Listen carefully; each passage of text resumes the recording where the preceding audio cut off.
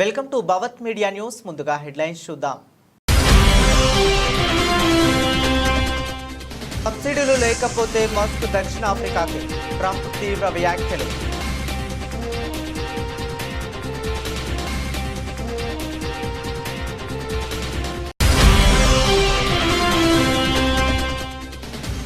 రష్యాకు షాక్ ఇచ్చిన Iran, China fighter జెట్లు వైపు చూపు.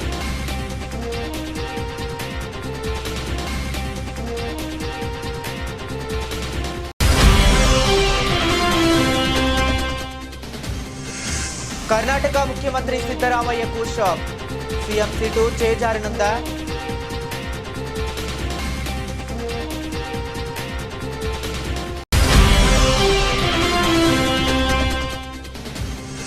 పాషమైలారం ఫ్యాక్టరీని పరిశీలించిన సీఎం రేవంత్ రెడ్డి, ఫ్యాక్టరీని గతంలో ఎప్పుడు తనిఖీ చేశారని అధికారులకు ప్రశ్న.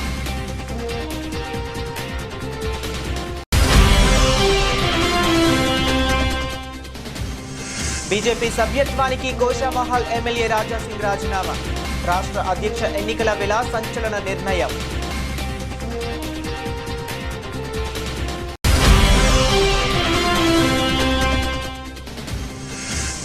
మృతుల కుటుంబాలకు తక్షణమే ₹1 కోటి పరిహారం ఇవ్వాలి, మాజీ మంత్రి హరీష్ రావు డిమాండ్.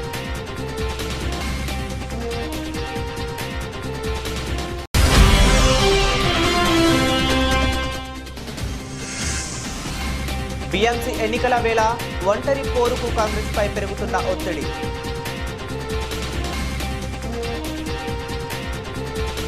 ఇక డీటెయిల్స్ లోకి వెళితే, అమెరికా అధ్యక్షుడు Donald Trump, Tesla CEO Elon Musk మధ్య విభేదాలు తారాస్థాయికి చేరాయి.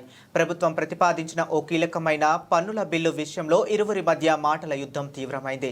చరిత్రలోనే ఏ వ్యక్తికి దక్కనంత స్థాయిలో మాస్క్ ప్రభుత్వ సబ్సిడీలు పొందారని, అవి లేకపోతే ఆయన తన వ్యాపారాన్ని మూసివేసి దక్షిణాఫ్రికాకు తిరిగి వెళ్లాల్సి వస్తుందని ట్రంప్ తీవ్ర వ్యాఖ్యలు చేశారు. మరోవైపు ఈ బిల్లును ఆమోదిస్తే తాము రాజకీయ పార్టీని స్థాపిస్తామని ఎలన్ మాస్క్ హెచ్చరించడంతో అమెరికా రాజకీయాల్లో ఈ వివాదం పెను దుమారం రేపుతుంది. ట్రంప్ ప్రతిపాదించిన బిగ్ బ్యూటిఫుల్ బిల్పై మస్క్ తన విమర్శలను తీవ్రతరం చేయడంతో అధ్యక్షుడు ఘాటుగా స్పందించారు. తన social media platform truth social వేదికగా ట్రంప్ స్పందిస్తూ, చరిత్రలో ఏ వ్యక్తికి దక్కనంత స్థాయిలో ఎలన్ మాస్క్ సబ్సిడీలు పొంది ఉండవచ్చు. ఆ సబ్సిడీలు లేకపోతే బహుశా ఎలన్ తన దుకాణాన్ని మూసివేసి దక్షిణాఫ్రికాలోని తన ఇంటికి తిరిగి వెళ్లవలసి ఉంటుంది. ఇక రాకెట్ ప్రయోగాలు, ఉపగ్రహాలు లేదా ఎలక్ట్రిక్ కార్ల ఉత్పత్తి ఉండదు. దీనివల్ల మన దేశానికి భారీగా డబ్బు ఆదా అవుతుంది. బహుశా మాస్క్ ప్రభుత్వ సబ్సిడీలు, కాంట్రాక్టులపై డోగ్ నిశ్చితంగా దృష్టి పెట్టలేమా?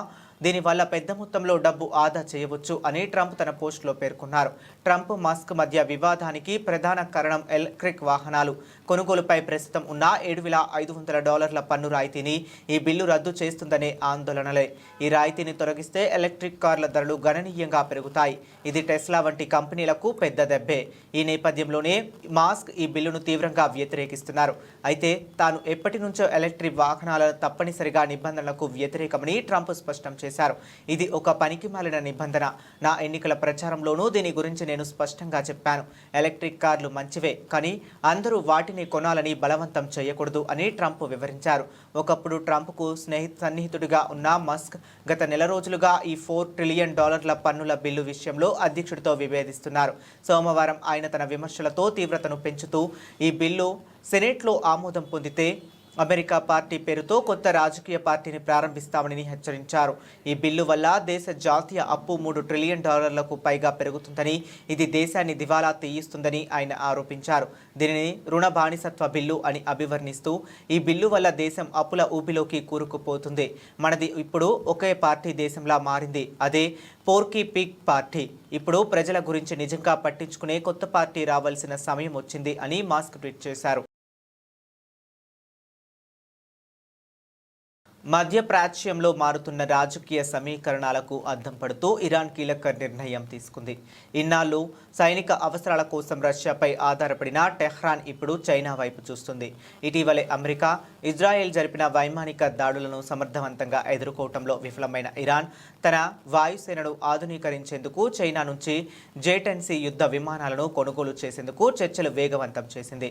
రష్యాతో కుదుర్చుకున్న సుఖోయి Su-35 ఫైటర్ జెట్ల ఒప్పందం ముందుకు సాగపోకపోవడంతో ఈ నిర్ణయం తీసుకున్నట్లు అంతర్జాతీయ మీడియా తెలిపింది. గత నెలలో ఇజ్రాయెల్, అమెరికాకు చెందిన యుద్ధ విమానాలు ఇరాన్ గగనతలంలోకి ప్రవేశించి దాడులు చేసినప్పుడు ఇరాన్ వాయుసేన పూర్తిగా నిస్సహాయ స్థితిలో ఉండిపోయింది. కనీసం ఒక్క విమానాన్ని కూడా గాల్లోకి పంపి ఎదురుదాడి చేయలేకపోయింది. ఈ ఘటనతో ఆంక్షల కారణంగా దశాబ్దాలుగా అభివృద్ధికి నోచుకొని ఇరాన్ వాయుసేన బలహీనత ప్రపంచానికి వెల్లడైంది. ప్రస్తుతం ఇరాన్ వద్ద ఉన్న విమానాల్లో చాలా వరకు 1979 ఇస్లామిక్ విప్లవానికి ముందు అమెరికా నుంచి కొనుగోలు చేసిన F4, F5, F14 Tom cat వంటి పాత తరం విమానాలే ఉన్నాయి. వీటిలో చాలా వరకు పనిచేయని స్థితిలో ఉన్నాయని ద మిలిటరీ బ్యాలెన్స్ 2025 నివేదిక పేర్కొంది. ఈ నేపథ్యంలో వాయుసేనను బలోపేతం చేసుకోవడంపై ఇరాన్ దృష్టి సారించింది. వాస్తవానికి ఇరాన్ 2023లో రష్యాతో 50 సుఖోయి Su-35 యుద్ధ విమానాల కోసం ఒప్పందం కుదుర్చుకుంది. అయితే ఇప్పటి వరకు కేవలం 4 శిక్షణ విమానాలు మినహా ఒక్క ఫైటర్ జెట్ను కూడా మాస్కో సరఫరా చేయలేకపోయింది. ఒప్పందం అమలులో తీవ్ర జాప్యం జరుగుతుండటంతో విసిగిపోయిన ఇరాన్ ప్రత్యామ్నాయంగా చైనా వైపు చూస్తుంది. రష్యా Su-35 విమానాలతో పోలిస్తే చైనాకు చెందిన J-10C విమానాల ధర కూడా తక్కువ. ఒక్కో విమానంపై దాదాపు 40 నుండి $60 మిలియన్ వరకు ఆదా అవుతుందని అంచనా. ఈ కారణాలతోనే టెహ్రాన్ ఇప్పుడు బీజింగ్తో చర్చలకు ముమ్మరం చేసినట్లు the Moscow times, RBC Ukraine వంటి వార్తా సంస్థలు తెలిపాయి. చైనాకు చెందిన చైంగ్డు ఏరోస్పేస్ కార్పొరేషన్ అభివృద్ధి చేసిన J-10C 4.5 తరం మల్టీ రోల్ ఫైటర్ జెట్. దీనిని విగరస్ డ్రాగన్, శక్తివంతమైన డ్రాగన్ అని కూడా పిలుస్తారు.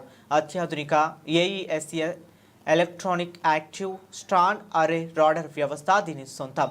ఇది శత్రు లక్ష్యాలను గుర్తించడం, జామింగ్ను తట్టుకోకపోవడం వంటివి సహాయపడుతుంది. అంతేకాకుండా గగనతలంలో అత్యంత చురుగ్గా కదలగల సామర్థ్యం దీనికి ఉంది. అన్నిటికన్నా ముఖ్యంగా పాకిస్తాన్ వద్దనున్న PL-15 అనే సదూర లక్ష్యాలను ఛేదించగల క్షిపణులను ఇది ప్రయోగించగలదు. గతంలో భారత్పై పాకిస్తాన్ ఈ క్షిపణులను వాడినట్లు వార్తలు వచ్చాయి. ఈ ఒప్పందం కనుక కార్యరూపం దాల్చితే ఇరాన్ వాయుసేన సామర్థ్యం గణనీయంగా పెరగడమే కాకుండా టెహ్రాన్, బీజింగ్ మధ్య రక్షణ సంబంధాలు కొత్త పుంతలు తొక్కినట్లు అవుతుంది. కర్ణాటక కాంగ్రెస్లో ముఖ్యమంత్రి పీఠంపై నెలకొన్న వివాదం రోజురోజుకు ముదురుతుంది. సీఎం పదవి నుంచి సిద్ధరామయ్యను తప్పించి డీకే శివకుమార్ను కూర్చోబెట్టాలనే డిమాండ్ బలంగా వినిపిస్తుంది. దాదాపు 100 మంది ఎమ్మెల్యేలు సీఎం మార్పును కోరుకుంటున్నారని డీకే శివకుమార్ వర్గానికి చెందిన ఎమ్మెల్యే ఇక్బాల్ హుసేన్ సంచలన వ్యాఖ్యలు చేశారు. ఈ పరిణామాలతో కాంగ్రెస్ అధిష్టానం అప్రమత్తమైంది. పార్టీ సీనియర్ నేత రణదీప్ సింగ్ సుర్జేవాలా బెంగళూరు పర్యటనకు రానున్న నేపథ్యంలో ఇక్బాల్ హుసేన్ ఈ వ్యాఖ్యలు చేయడం ప్రాధాన్యం సంతరించుకుంది. ఇక్బాల్ హుసేన్ మీడియాతో మాట్లాడుతూ పార్టీ బలోపేతానికి డీకే శివకుమార్ అవిశ్రాంతంగా కృషి చేశారు. ఆయనకు సీఎం అయ్యే అర్హత ఉంది. 100 మందికి పైగా ఎమ్మెల్యేలు ఆయనకు మద్దతుగా నిలిచేందుకు సిద్ధంగా ఉన్నారు. ఇప్పుడు నాయకత్వ మార్పు జరగకపోతే 2028 ఎన్నికల్లో కాంగ్రెస్ తిరిగి అధికారంలోకి రావడం కష్టం అని స్పష్టం చేశారు. ఈ విషయాన్ని సుర్జేవాలా దృష్టికి తీసుకువెళ్తామని ఆయన తెలిపారు. అయితే ఈ ఆరోపణలను ముఖ్యమంత్రి సిద్ధరామయ్య తీవ్రంగా ఖండించారు. మైసూరులో డీకే శివకుమార్తో కలిసి మీడియాతో మాట్లాడిన ఆయన తమ ప్రభుత్వం 5 ఏళ్ల పాటు బండలా పటిష్టంగా ఉంటుందని ధీమా వ్యక్తం చేశారు. సిద్ధరామయ్యకు ఆయన మద్దతుదారులు బండా అని పిలుచుకుంటారు. శివకుమార్తో తమ సంబంధాలు సజావుగా ఉన్నాయని చెప్పడానికి ఆయన చేయి పట్టుకుని ఐక్యతను ప్రదర్శించారు. మరోవైపు కాంగ్రెస్ అధిష్టానం పంపిన సుర్జేవాలా సైతం నాయకత్వ మార్పు వార్తలను కొట్టిపారేశారు. తన పర్యటన కేవలం పార్టీ సంస్థాగత అంశాలపై సమీక్షనని, సీఎం మార్పు వార్తలు కేవలం కల్పన మాత్రమేనని అన్నారు. 2023 ఎన్నికల విజయం తర్వాత సీఎం పదవి కోసం సిద్ధరామయ్య, డీకే శివకుమార్ మధ్య తీవ్ర పోటీ నెలకొనగా అధిష్టానం జోక్యంతో శివకుమార్ డిప్యూటీ సీఎం పదవికి అంగీకరించిన విషయం తెలిసిందే. సంగారెడ్డి జిల్లా పాషమైలారం ప్రమాద ఘటనపై నిపుణులతో కమిటీ వేయాలని సీఎం రేవంత్ రెడ్డి ఆదేశించారు. కమిటీలో కొత్త వాళ్లకు చోటు కల్పించాలని, ఈ ఘటనపై ఇప్పటికే నివేదిక ఇచ్చిన వాళ్లు కమిటీలో ఉండకూడదని స్పష్టం చేశారు. ప్రమాద ఘటనపై కంపెనీ యాజమాన్యం బాధ్యత తీసుకోవాలన్నారు. పాషమైలారంలోని సిగాచి కెమికల్స్ ఫ్యాక్టరీలో భారీ పేలుడు సంభవించిన విషయం తెలిసిందే. ఈ ప్రమాదంలో ఇప్పటి వరకు 42 మంది కార్మికులు, సిబ్బంది మరణించారు. ఈ నేపథ్యంలో మంత్రులు వివేక్, శ్రీధర్ బాబు, దామోదర రాజనరసింహ, పొంగులేటి శ్రీనివాస్ శ్రీనివాసరెడ్డితో కలిసి ప్రమాద ప్రాంతంలో భవన శిథిలాలను ముఖ్యమంత్రి పరిశీలించారు. అనంతరం అధికారులతో సమీక్ష నిర్వహించారు. ఈ సందర్భంగా పరిశ్రమ అనుమతులు, భద్రతా ప్రమాణాలపై వివరణలు, సహాయక చర్యల గురించి అడిగి తెలుసుకున్నారు. ప్రమాదానికి కంపెనీ యాజమాన్యం బాధ్యత వహించాలని స్పష్టం చేశారు. ప్రమాదానికి ముందు పరిశ్రమను తనిఖీ చేశారా అని కంపెనీ ప్రతినిధిని ప్రశ్నించారు. పరిహారం విషయంలో తీసుకున్న నిర్ణయం చెప్పాలన్నారు. మృతుల కుటుంబాలకు, క్షతగాత్రులకు ఇచ్చే పరిహారంపై ప్రశ్నించారు. ఇలాంటి సమయంలో కంపెనీ యాజమాన్యం మానవత్వంతో వ్యవహరించాలని పేర్కొన్నారు. ప్రమాద కారణాలపై పూర్తి స్థాయిలో విచారణ జరగాలని ఆదేశించారు. ఇప్పటికే తనిఖీ చేసిన అధికారులతో కాకుండా కొత్త వారితో జరిపి పూర్తి నివేదిక అందించాలన్నారు. గతంలో ఏమైనా ప్రమాదాలు జరిగాయా, జరిగితే కారణాలేంటో తెలుసుకోవాలన్నారు. దీనికి సంబంధించి చనిపోయిన కుటుంబాలకు ₹1 నష్టపరిహారం ఇప్పించాలి. పరిశ్రమ వాళ్ళతో మాట్లాడి ప్రభుత్వం వైపు నుంచి, పరిశ్రమ వైపు నుంచి చనిపోయిన కుటుంబాలకు ₹1 నష్టపరిహారం ఇవ్వాలి అని చెప్పి నేను ఆదేశాలు ఇవ్వడం జరిగింది. ఆదేశాల ప్రకారం మా మంత్రులు పరిశ్రమ యజమానులతో మాట్లాడి ప్రభుత్వం వైపు నుంచి సహకారం తీసుకొని వాళ్ళకి నష్టపరిహారం అందించడం జరుగుతుంది. తెలంగాణ బీజేపీ పార్టీలో కీలక పరిణామం చోటు చేసుకుంది. గోషామహల్ ఎమ్మెల్యే రాజాసింగ్ పార్టీకి రాజీనామా చేశారు. రాష్ట్ర బీజేపీ అధ్యక్ష పదవికి ఎన్నికలు జరుగుతున్న సమయంలోనే ఆయన ఈ నిర్ణయం తీసుకోవటం రాజకీయ వర్గాల్లో తీవ్ర చర్చాంశనీయంగా మారింది. పార్టీ నాయకత్వంపై తీవ్ర ఆరోపణలు చేసిన ఆయన ఇకపై బీజేపీలో కొనసాగలేనని స్పష్టం చేశారు. వివరాల్లోకి వెళితే రాష్ట్ర బీజేపీ అధ్యక్ష పదవి ఎన్నికల్లో పోటీ చేసేందుకు రాజాసింగ్ ఈ మధ్యాహ్నం తన మద్దతుదారులతో కలిసి నాంపల్లిలోని పార్టీ కార్యాలయానికి చేరుకున్నారు. ఈ క్రమంలో తన అనుచరులను కొందరు నేతలు బెదిరించారని ఆయన ఆరోపించారు. ఈ పరిణామంలో తీవ్ర మనస్తాపానికి గురైన ఆయన పార్టీ ప్రాథమిక సభ్యత్వానికి రాజీనామా చేస్తున్నట్లు ప్రకటించారు. తన రాజీనామా లేఖను కేంద్ర మంత్రి, ప్రస్తుత రాష్ట్ర అధ్యక్షుడు కిషన్ రెడ్డికి పంపినట్లు తెలిపారు. ఈ సందర్భంగా రాజాసింగ్ పార్టీ అధిష్టానంపై తీవ్ర వ్యాఖ్యలు చేశారు. తెలంగాణలో బీజేపీ అధికారంలోకి రావటం కేంద్రంలోని పెద్దలకు ఇష్టం లేదు, అందుకే ఇలాంటి పరిస్థితులు సృష్టిస్తున్నారన్నారు. అధ్యక్షుడిని ముందే నిర్ణయించుకుని ఎన్నికల పేరుతో నాటకాలు ఆడుతున్నారు అని ఆయన ఆరోపించారు. 2019 నుండి పార్టీ కోసం ఎన్నో కష్టాలు పడ్డానని, పార్టీ కోసమే తాను ఉగ్రవాదులకు టార్గెట్ గా మారనని ఆవేదన వ్యక్తం చేశారు. కాగా గత కొంతకాలంగా రాజాసింగ్ సొంత పార్టీ నేతలపై వైఖరిపై అసంతృప్తితో ఉన్న విషయం తెలిసిందే. పలు సందర్భాల్లో ఆయన నాయకత్వంపై పరోక్షంగా విమర్శలు చేశారు. తాజా పరిణామంతో తెలంగాణ బీజేపీలో అంతర్గత విభేదాలు మరోసారి బయటపడినట్లయింది. రాజాసింగ్ సంచలన వ్యాఖ్యలు తెలంగాణ బీజేపీలో కొందరు బడా నాయకులు పార్టీని నాశనం చేస్తున్నారు. పార్టీ కోసం కష్టపడిన వాడికి నా కళ్ళ ముందే పార్టీ నాశనం అవడం చూడలేక రాజీనామా చేశాను. అణిచివేతను భరించే శక్తి ఇక నాకు లేదని గోషామహల్ ఎమ్మెల్యే రాజాసింగ్ ఆరోపించారు.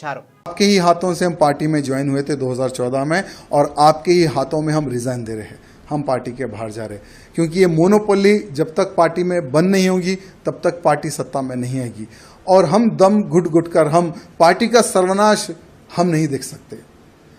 यानी बीजेपी को डुबोने का कार्य कर रहे हैं यहाँ के लोग, यहाँ के कुछ अधिकारीगण जो सत्ता का गलत उपयोग करके पार्टी को डुबोने का जो कार्य कर रहे हैं ना, तो ऐसी डूबती नैया में और पार्टी को डूबते हुए हम नहीं देख सकते, इसलिए हम पार्टी के बाहर आए। आगे का हमने किशन रेड्डी जी को रिक्वेस्ट किया है कि आप स्पीकर को भी एक पत्र लिख दो कि राजा सिंह बीजेपी का विधायक नहीं है, उसको सस्पेंड करो। अगर किशन रेड्डी जी वो भी अगर काम कर देते तो उसका भी हम समर्थन करते हैं। बाकी का हम एक हिंदू नेता है, धर्म प्रचार। पार्टी के कार्यकर्ताओं से यही निवेदन करना चाहूँगा, ठीक है ये मेरा व्यक्तिगत निर्णय था, क्योंकि हर इंसान कुछ सालों तक जुल्म सह सकता है, लेकिन कंटिन्यू जुल्म सह होती शक्ति मेरे पास नहीं है। लेकिन आप लोग पार्टी में रहिए, पार्टी की सेवा करते रहिए, आज नहीं तो कल आपके अच्छे दिन आएंगे। कुछ जो लोग हैं ना, जो एक नाग की तरह पार्टी को घेर कर बैठे हैं, कुछ लोग, ये कुछ लोगों का इलाज जब तक केंद्र के जो हमारे अधिकारीगण हैं, जब तक ये कुछ लोगों का इलाज नहीं करेंगे ना, ठीक है, आज चलो हम तो पार्टी को छोड़ दिए, हमारा कोई वजूद था ना है ना रहेगा। हम एक हिंदू कार्यकर्ता हैं, भले राजनीति से हटकर हम हिंदुत्व का कार्य करते हैं और आगे भी हम हिंदुत्व का प्रचार और हिंदुत्व की सेवा हम करते रहेंगे, लेकिन उन कार्यकर्ताओं का विचार करने की आवश्यकता है जो एक विश्वास के तौर पर भारतीय जनता पार्टी से जुड़े हुए हैं। इसलिए हमारे प्रधानमंत्री मोदी जी से, अमित शाह जी से निवेदन करना चाहूँगा कि पूर्ण एक बार विचार करें और भारतीय जनता पार्टी का अध्यक्ष कैसा होना चाहिए ये मैं नहीं, हर वो बूथ कार्यकर्ता, हर वो अधिकारी, हर वो जो पार्टी के लिए जो खून बहा है उनका एक समावेश, एक मीटिंग करने के बाद में उन कार्यकर्ताओं का आप इलेक्शन कीजिए, उन कार्यकर्ताओं से आप प्रपोजल लीजिए, तब देखिए कैसा प्रेसिडेंट यहाँ के बीजेपी के। సిగాచి పరిశ్రమలో పేలుడు ఘటన అనంతరం సహాయక చర్యలో ప్రభుత్వ వైఫల్యం సుస్పష్టంగా కనిపిస్తుందని మాజీ మంత్రి ఎమ్మెల్యే టి హరీష్ రావు తెలిపారు. సిగాచి పరిశ్రమలో రియాక్టర్ పేలిన విషయం తెలుసుకున్న హరీష్ రావు హుటాహుటిన అక్కడికి చేరుకున్నారు. పేలుడు ప్రాంతాన్ని పరిశీలించారు. పోలీస్ అధికారులు ఆయనకు అడ్డుకోబోగా సహాయక చర్యలకు ఎలాంటి అంతరాయం కలిగించబోమని స్పష్టం చేశారు. కలెక్టర్ ప్రావీణ్య, ఎస్పీ పరితోష్ పంకజ్తో మాట్లాడి ప్రమాదం జరిగిన తీరును అడిగి తెలుసుకున్నారు. సహాయక చర్యల్లో జాప్యంపై అసంతృప్తి వ్యక్తం చేశారు. అనంతరం ఆయన మీడియాతో మాట్లాడారు. బాధిత కుటుంబాలు క్షతగాత్రులకు అండగా నిలవడంతో ప్రభుత్వం విఫలమైందని మండిపడ్డారు. పేలుడు ఘటనలో 12 మంది కార్మికులు మృతి చెందడం బాధాకరమని ఆవేదన వ్యక్తం చేశారు. బాధిత కార్మికుల కుటుంబాలకు ప్రగాఢ సంతాపం తెలియజేశారు. మృతి చెందిన కార్మికుల కుటుంబాలకు ఒక్కొక్కరికి కోటి పరిహారంగా ఇవ్వాలని, క్షతగాత్రులకు 50 లక్షలు ఇవ్వాలని డిమాండ్ చేశారు. మృతులు క్షతగాత్రుల సంఖ్యలో కలెక్టర్, ఎస్పీ చెబుతున్న లెక్కలకు పొంతన కుదరటం లేదని మండిపడ్డారు. తనకున్న సమాచారం ప్రకారం పేలుడు సమయంలో కంపెనీలో 140 మంది ఉన్నట్లు చెప్పారు. పరిశ్రమతో పాటు అడ్మినిస్ట్రేషన్ భవనం కూలిపోయిందని తెలిపారు. 12 మంది మృతి చెందగా 26 మంది క్షతగాత్రులను దవాఖానాలకు తరలించినట్లు చెప్పారు. మిగతా వారి పరిస్థితి తెలియడం లేదని పేర్కొన్నారు. ఇంత పెద్ద ఘటన జరిగితే కార్మిక శాఖ ప్రభుత్వం ఏమి చేస్తున్నదో తెలియడం లేదని ధ్వజమెత్తారు. క్షతగాత్రులను ఇస్నాపూర్, చందానగర్ దవాఖానాలకు తరలించడంపై మండిపడ్డారు. హైదరాబాద్లోని పెద్ద దవాఖానాలకు తరలించి మెరుగైన చికిత్స అందించాల్సిన అవసరం ఉందని సూచించారు. పాషమైలారం క్షతగాత్రుల కుటుంబాలకు మాజీ మంత్రి హరీష్ రావు అండగా నిలిచారు. బాధిత కుటుంబాలకు ధైర్యం చెప్పారు. కార్మికుల కుటుంబ సభ్యులతో మాట్లాడారు. కంపెనీ ఎదుట రోధిస్తూ కూర్చున్న అనితను ఓదార్చారు. తన భర్త శివాజీ కుమార్ వివరాలు తెలియడం లేదని అనిత హరీష్ రావు దృష్టికి తెచ్చారు. ఇదే పరిశ్రమలో పనిచేసే తన తండ్రి గురించి ఎలాంటి సమాచారం తెలియడం లేదని బీహార్కు చెందిన రాకేష్ రోధిస్తూ తెలిపాడు. మరో మహిళ మల్లేశ్వరి కూడా తన భర్త బాలకృష్ణ జాడ తెలియలేదని మాజీ మంత్రి హరీష్ రావుకు మొరపెట్టుకుంది. దీంతో ఆయన అధికారులతో మాట్లాడి ప్రమాదంలో కార్మికుల వివరాలను బాధిత కుటుంబ సభ్యులకు తెలపాలని సూచించారు. ఇన్సిడెంట్ జరిగింది 9 గంటలకు, దాదాపు 1 అవుతా ఉంది, 5 గంటలు అయింది. ఏం చేస్తున్నారు 5 గంటల నుంచి? ప్రభుత్వం ఏం చేస్తుంది? అధికారులు ఏం చేస్తున్నారు? ఇంత పెద్ద ఇన్సిడెంట్ ఈ ప్రాంతంలో జరిగితే ఒక కంట్రోల్ రూమ్ పెట్టి, ఒక ఫోన్ నంబర్ను పెట్టి, ఎవరైనా ఫోన్ చేస్తే ఇగో పలానోళ్ళు పలానా హాస్పిటల్లో ఉన్నారు, పలాని వాళ్ళు చనిపోయి పోస్ట్ మార్టం దగ్గర ఉన్నారు, ఇంకా మిగతా వాళ్ళ వివరాలు తెలవాల్సిన అవసరం ఉంది, తీసుకోవాలన్నా వద్దా? ఇప్పుడు ఒక 4-5 నాకే కలిస్తే నేను తీసుకెళ్లి అక్కడ కలెక్టర్ గారికి, ఆర్డీఓ గారికి కల్పించాల్సిన పరిస్థితి ఏర్పడ్డది. ఎంత ఇర్రెస్పాన్సిబుల్ గా ప్రభుత్వము, ఈ అధికార యంత్రాంగం పనిచేస్తుందంటే ఇది నిజంగా చాలా బాధాకరం. ఒకవైపు ఎన్డీఎస్ఆర్ఎఫ్ బృందం అద్భుతంగా లోపల పోయి పనిచేస్తున్నారు, వాళ్ళను మనం అభినందించాల్సిందే. కానీ రెవెన్యూ యంత్రాంగము, జిల్లా యంత్రాంగం ఏం చేస్తున్నట్టు? బయట నేను ఇప్పుడు చెప్పాను, ఒక టేబుల్ పెట్టుకోండి, ఒక చిన్న హ్యాండ్ మైక్ పెట్టుకోండి, ఓ 2 తహసీల్దార్లను 2 ఎస్ఐలను ఆడ కూర్చోబెట్టండి, ఓ లిస్టు దగ్గర పెట్టుకోండి, ఎవరెవరు ఏ హాస్పిటల్ పంపించమంటే ఒక లిస్టు పెట్టుకోండి, చనిపోయిన వాళ్ళది ఒక లిస్టు పెట్టుకోండి, అసలు డ్యూటీలో ఎంతమంది ఉన్నారో, ఆ రోజు మార్నింగ్ షిఫ్ట్ కి ఎంతమంది పంచ్ చేసినారో అటెండెన్స్ లిస్ట్ ఒకటి పెట్టుకోండి. అంటే డ్యూటీ ఎంతమంది పంచ్ చేసిండ్రు, అసలు డ్యూటీలో ఎంతమంది ఉన్నారంటే ఒక్కొక్కరు ఒక లెక్క చెప్తున్నారు. కలెక్టర్ది ఒక లెక్క ఉంది, ఎస్పీది ఒక లెక్క ఉంది, ఇంకొకరిది ఇంకో లెక్క ఉన్నది. డ్యూటీలో సీఎం చంద్రబాబు పర్యటనలో స్వల్ప అంతరాయం ఏర్పడింది. ఆయనకు ప్రయాణిస్తున్న హెలికాప్టర్ను ప్రతికూల వాతావరణ కారణంగా గన్నవరం విమానాశ్రయంలో ల్యాండ్ చేయాల్సి వచ్చింది. ముఖ్యమంత్రి కొవ్వూరు పర్యటనకు వెళ్తుండగా ఈ సంఘటన చోటు చేసుకుంది. ఈరోజు సీఎం చంద్రబాబు తాళ్లపొడి మండలం మలకలపల్లి గ్రామంలో పర్యటించేందుకు బయలుదేరారు. అయితే మార్గమధ్యంలో వాతావరణం అనుకూలించకపోవడంతో పైలట్ ముందు జాగ్రత్త చర్యగా హెలికాప్టర్ను విజయవాడ సమీపంలోని గన్నవరం విమానాశ్రయంలో సురక్షితంగా దించారు. దీంతో సీఎం తన ప్రయాణ ప్రణాళికలో మార్పులు చేసుకోవాల్సి వచ్చింది. అనంతరం అధికారులు సీఎం కోసం ప్రత్యామ్నాయ ఏర్పాట్లు చేశారు. గన్నవరం విమానాశ్రయం నుంచి ప్రత్యేక విమానంలో చంద్రబాబు రాజమహేంద్రవరం వెళ్లనున్నారు. అక్కడి నుంచి రోడ్డు మార్గంలో కొవ్వూరు సమీపంలోని మలకలపల్లి గ్రామానికి చేరుకుంటారు. ముఖ్యమంత్రి తన పర్యటనలో భాగంగా ఎన్టీఆర్ భరోసా సామాజిక భద్రతా పింఛన్ల పంపిణీ కార్యక్రమాన్ని ప్రారంభించనున్నారు. అనంతరం అక్కడ ఏర్పాటు చేసిన ప్రజావేదిక కార్యక్రమంలో పాల్గొని ప్రజలతో ముఖాముఖి నిర్వహించనున్నారు. సీఎం రాక కోసం అధికారులు ఇప్పటికే మలకలపల్లిలో అన్ని ఏర్పాట్లు పూర్తి చేశారు. దేశంలో బీజేపీ పాలిత రాష్ట్రాల్లో ఎక్కడా పేదలకు సన్నబియ్యం ఇవ్వటం లేదని, కానీ తెలంగాణ రాష్ట్రంలో తమ ప్రభుత్వం సన్నబియ్యం పంపిణీ చేస్తుందని మంత్రి పొంగులేటి శ్రీనివాసరెడ్డి పేర్కొన్నారు. మంత్రి పొంగులేటి నిన్న వరంగల్లో జిల్లాలో పర్యటించారు. ఈ సందర్భంగా రాయపర్తి మండల కేంద్రంలో జరిగిన బహిరంగ సభలో ఆయన బీఆర్ఎస్ బీజేపీపై విమర్శలు చేశారు. గత 5 ఏళ్లలో బీఆర్ఎస్ ప్రభుత్వం విద్యను నిర్వీర్యం చేసిందని విమర్శించారు. ముఖ్యమంత్రి రేవంత్ రెడ్డి విద్యకు పెద్దపీట వేశారని చెప్పారు. దేశంలో ఏ రాష్ట్రంలో అమలు చేయని విధంగా పేద వర్గాలకు రేషన్ షాపుల ద్వారా సన్నబియ్యం అందిస్తున్నామని తెలిపారు. గత ప్రభుత్వం ఎన్నికలు ఉన్నప్పుడు మాత్రమే రేషన్ కార్డులు ఇచ్చిందని, కానీ తమ ప్రభుత్వంలో అర్హులైన ప్రతి ఒక్కరికి రేషన్ కార్డులు అందిస్తున్నామని చెప్పారు. రాష్ట్ర ఆర్థిక పరిస్థితి బాగోలేకపోయినా రైతుల ఖాతాలో రైతు భరోసా డబ్బులు వేసిన విషయాన్ని గుర్తు చేశారు. రైతుల మేలు కోసం భూభారతి చట్టం తీసుకొచ్చామని తెలిపారు. రాష్ట్ర వ్యాప్తంగా మొదటి విడతగా 4.5 లక్షల ఇందిరమ్మ ఇల్లు ఇచ్చామని చెప్పారు. పార్టీ గెలుపునకు కృషి చేసిన ప్రతి కార్యకర్తకు కాంగ్రెస్ పార్టీ అండగా ఉంటుందని ఆయన ఈ సందర్భంగా భరోసా ఇచ్చారు. రేవంత్ రెడ్డి నేతృత్వంలోని కాంగ్రెస్ ప్రభుత్వం ప్రజలకు ఇచ్చిన అన్ని హామీలను నెరవేరుస్తుందని తెలిపారు. Brihan Mumbai municipal corporation BMC ఎన్నికల సమీక్షిస్తున్న వేళ మహారాష్ట్ర రాజకీయాలు వేడెక్కాయి. అధికార కూటమి మహా వికాస్ అఘోడీలో విభేదాలు బయటపడ్డాయి. బీఎంసీ ఎన్నికల్లో ఒంటరిగానే పోటీ చేయాలని మిత్రపక్షాలైన శివసేన, ఉద్ధవ్ వర్గం, ఎన్సీపీ, శరద్ పవార్ వర్గం పొత్తు వద్దని మహారాష్ట్ర కాంగ్రెస్లోకి ఓ వర్గం నేతలు గట్టిగా పట్టుబడుతున్నాయి. ఈ మేరకు తమ అభిప్రాయాన్ని పార్టీ అధిష్టానం ముందు ఉంచారు. ఢిల్లీలో నిన్న కాంగ్రెస్ అధిష్టానం మహారాష్ట్ర నేతలతో ఓ కీలక సమావేశం నిర్వహించింది.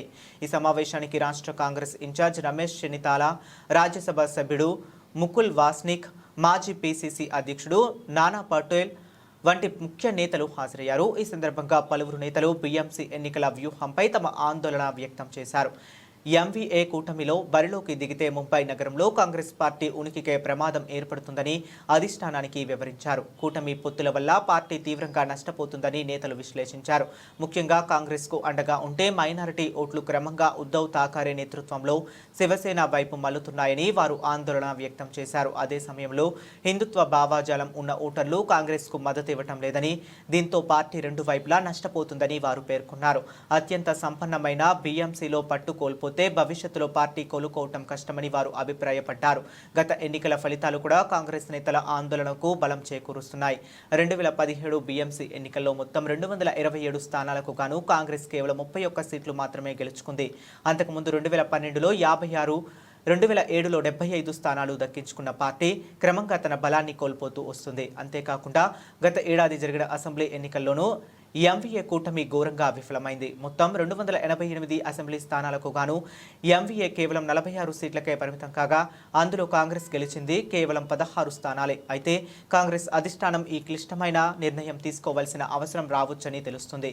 ఎందుకంటే శివసేన, ఉద్ధవ్ వర్గం కూడా బీఎంసీ ఎన్నికల్లో ఒంటరిగానే పోటీ చేయాలనే ఉద్దేశంతో ఉన్నట్లు ఇప్పటికే సంకేతాలిచ్చింది. ఈ నేపథ్యంలో కాంగ్రెస్ ఒంటరి పోరుకు సిద్ధమయ్యే అవకాశాలు ఎక్కువగా కనిపిస్తున్నాయి. బీఎంసీ ఎన్నికల ఈ ఏడాది చివరిలో గానీ వచ్చే ఏడాది ఆరంభంలో గానీ జరగనున్నాయి.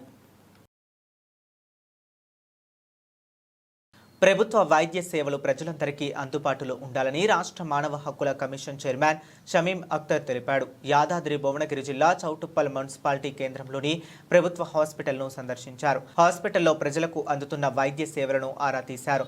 ప్రస్తుత రిజిస్టర్లను పరిశీలించి తగు సూచనలు ఇచ్చాడు. ప్రభుత్వ హాస్పిటల్లో మౌలిక వస్తువుల కొరత ఉందని, త్వరలోనే నూతన భవనం ప్రారంభమైతే హాస్పిటల్కి వచ్చే ప్రజలకు సౌకర్యవంతంగా ఉంటుందని తెలిపారు. హాస్పిటల్లో అందుతున్న వైద్య సేవలకు సంతృప్తినిచ్చినట్లు చెప్పారు. ఈరోజు గవర్నమెంట్ హాస్పిటల్ చౌటుప్పల్ రావడం జరిగింది. హాస్పిటల్ ప్రిమిసెస్ అంత పెద్దగా ఏమి లేవు. కొత్త హాస్పిటల్ ప్రిమిసెస్ కన్స్ట్రక్షన్ లో ఉంది.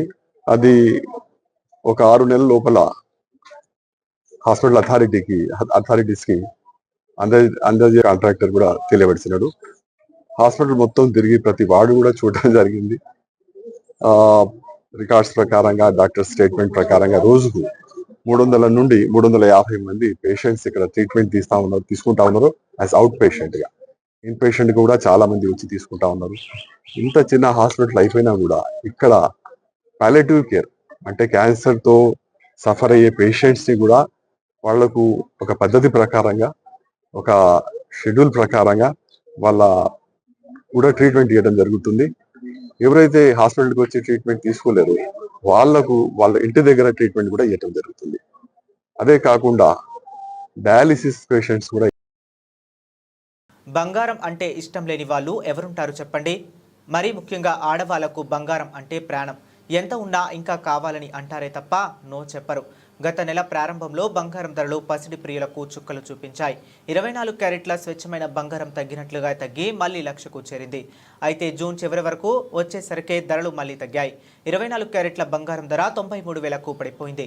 పసిడి ప్రియులకు ఊరటనిస్తుంది. భాగ్యనగరంలో నిన్న 10 గ్రాముల 22 క్యారెట్ల బంగారం ధర 89,300 రూపాయల దగ్గర, 10 గ్రాముల 24 క్యారెట్ల బంగారం ధర 93,770 రూపాయల దగ్గర, 10 గ్రాముల 18 క్యారెట్ల బంగారం ధర 73,080 రూపాయల దగ్గర ట్రేడ్ అయింది.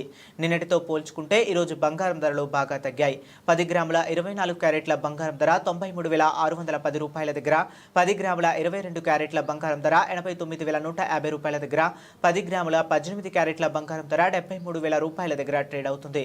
మొన్నటి వరకు బంగారం ధరలతో సంబంధం లేకుండా వెండి ధరలు ప్రతిరోజు ఎంతో కొంత తగ్గుతూ వచ్చాయి. కానీ ఈరోజు బంగారం ధరలు తగ్గినా వెండి ధరలు మాత్రం తగ్గలేదు.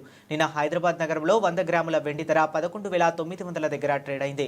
కేజీ వెండి ధర 1,19,000 దగ్గర ట్రేడ్ అయింది.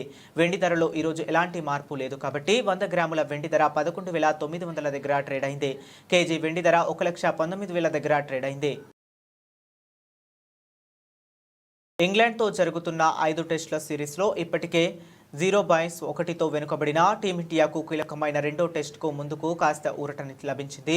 భారత ప్రధాన పేసర్ జస్ప్రీత్ బుమ్రా ఎంపికకు అందుబాటులో ఉన్నట్లు జట్టు సహాయక కోచ్ ర్యాన్ డెస్కాటే సోమవారం స్పష్టం చేశారు. అయితే జూలై 2 నుంచి ఎడ్జ్బాస్టన్లో ప్రారంభం కానున్న ఈ మ్యాచ్లో బుమ్రాను తుది జట్టులోనికి తీసుకోవాలా వద్దా అనే విషయంపై టీం మేనేజ్మెంట్ ఇంకా తుది నిర్ణయం తీసుకోలేదని తెలిపాడు. మొదటి టెస్టులో బుమ్రా ఏకంగా 43.4 ఓవర్ల బౌలింగ్ చేసి తీవ్రమైన పని భారాన్ని మోపాడు. ఈ నేపథ్యంలో అతని భారాన్ని తగ్గించే వ్యూహంలో భాగంగానే మేనేజ్మెంట్ ఈ సిరీస్లో అతడిని కేవలం 3 మ్యాచ్లకే పరిమితం చేయాలని భావిస్తుంది. దీనిపై ర్యాన్ డెస్కటే మాట్లాడుతూ బుమ్రా ఈ ఆటకు అందుబాటులో ఉన్నాడు. అతను 5లో 3 టెస్టులు మాత్రమే ఆడతాడని మాకు ముందే తెలుసు. గత టెస్టు తర్వాత కోలుకోవటానికి అతనికి 8 రోజుల సమయం దొరికింది. అయినా ఇక్కడి పరిస్థితులు, పనిభారం, రాబోయే మ్యాచ్లను దృష్టిలో ఉంచుకుని అతడిని ఎలా ఉపయోగించుకోవాలనే దానిపై మేం ఇంకా ఒక నిర్ణయానికి రాలేదు అని వివరించాడు. బుమ్రాకు ఎలాంటి గాయాలు లేవని, అతను పూర్తిగా ఫిట్నెస్తో ఉన్నాడని అసిస్టెంట్ కోచ్ స్పష్టం చేశాడు. ఇది కేవలం పనిభారం నిర్వహణకు సంబంధించిన వ్యూహాత్మక నిర్ణయం మాత్రమేనని తెలిపాడు. బుమ్రా ఆడటానికి సిద్ధంగా ఉన్నాడు. కానీ ఈ 4 టెస్టులకు ఎలా ప్లాన్ చేసుకోవాలనేదే మా ముందున్న సవాలు. ఈ టెస్టులో అతడిని ఆడిస్తే ప్రయోజనం ఉంటుందని భావిస్తే చివరి నిమిషంలోనైనా ఆ నిర్ణయం తీసుకుంటాం. పిచ్ ఎలా స్పందిస్తుంది, లార్డ్స్, మాంచెస్టర్ లేదా ఓవల్ టెస్టుల కోసం అతడిని కాపాడుకోవటం మంచిదా అనే అంశాలను కూడా పరిగణలోనికి తీసుకుంటున్నాం అని టెస్ట్ డెస్కటే అన్నాడు. తాజాగా జరిగిన ప్రాక్టీస్ సెషన్లో బుమ్రా పూర్తి స్థాయిలో బౌలింగ్ చేయడం కనిపించింది. దీనికి సంబంధించిన వీడియోలు సోషల్ మీడియాలో వైరల్ అవడంతో కీలకమైన రెండో టెస్టులో అతడు ఆడటం ఖాయమని ఊహాగానాలు మొదలయ్యాయి.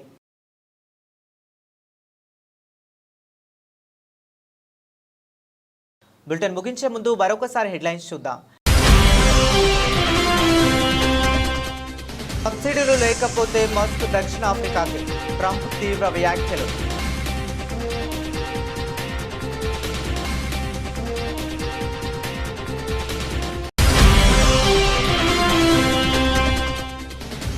రష్యాకు షాక్ ఇచ్చిన ఇరాన్, చైనా ఫైటర్ జెట్లు వైపు చూపు.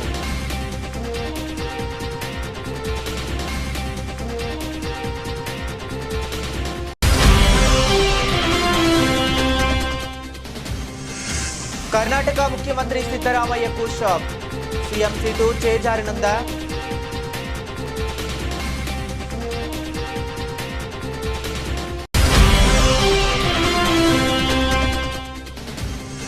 పాషమైలారం ఫ్యాక్టరీని పరిశీలించిన సీఎం రేవంత్ రెడ్డి, ఫ్యాక్టరీని గతంలో ఎప్పుడు తనిఖీ చేశారని అధికారులకు ప్రశ్న.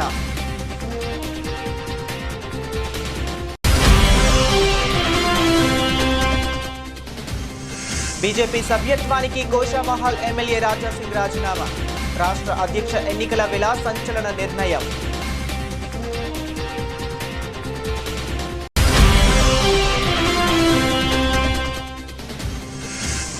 మృతుల కుటుంబాలకు తక్షణమే ₹1 కోటి పరిహారం ఇవ్వాలి, మాజీ మంత్రి హరీష్ రావు డిమాండ్.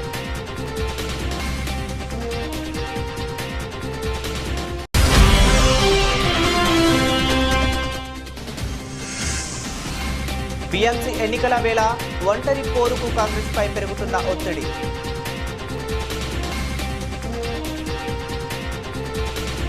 ఇవి ఇప్పటి వరకు ఉన్న అప్డేట్స్. మరిన్ని అప్డేట్స్ కోసం కీప్ వాచింగ్.